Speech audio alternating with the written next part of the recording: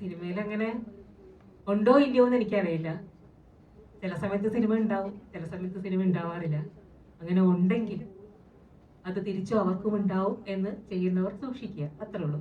എന്ത് സാധനമാണോ നമ്മളൊരു പ്രപഞ്ചത്തിലേക്ക് കൊടുക്കുന്നത് അത് തിരിച്ച് റോക്കറ്റ് പോലെ ഈ ജന്മത്തിൽ തന്നെ നമുക്ക് തന്നെ തിരിച്ചും കിട്ടും. എല്ലാ കാലത്തും എല്ലാവരും ഒരേപോലെ തന്നെ ഉണ്ടാവണം എന്നില്ലല്ലോ, അല്ലേ?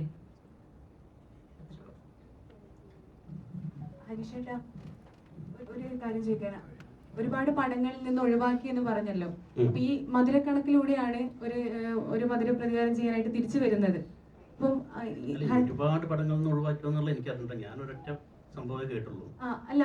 ARM-ന്റെ അതാണ് ഞാൻ പറഞ്ഞത്. പിന്നെ അല്ലാതെ കുറെ കാര്യങ്ങള്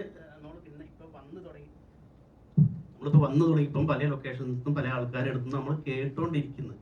അപ്പം നമ്മള് അത്രയും വിശ്വസിച്ച് സ്നേഹിച്ച ഒരാളെ കയ്യിൽ നിന്ന് നമുക്ക് അങ്ങനെ ഒരു ഇത് കിട്ടുമ്പോൾ ഞാനത് തിരിച്ചു വയ്ക്കണമെന്ന് ഒന്നും വിചാരിച്ചല്ല. ഇപ്പൊ ഈ അടുത്താണ് ഞാനിത് പറഞ്ഞത്. ഇത്രയും വർഷമായിട്ട് ഞാൻ പറഞ്ഞില്ല. അപ്പം ഇത് എൻ്റെ കുറച്ച് ആൾക്കാർക്ക് മാത്രം അറിയുന്ന കേസായിരുന്നു. എൻ്റെ വീട്ടിലും നിർമ്മലിനെ പോലുള്ള കുറച്ച് ആൾക്കാർക്ക് മാത്രം അറിയുന്ന കാര്യമായിരുന്നു.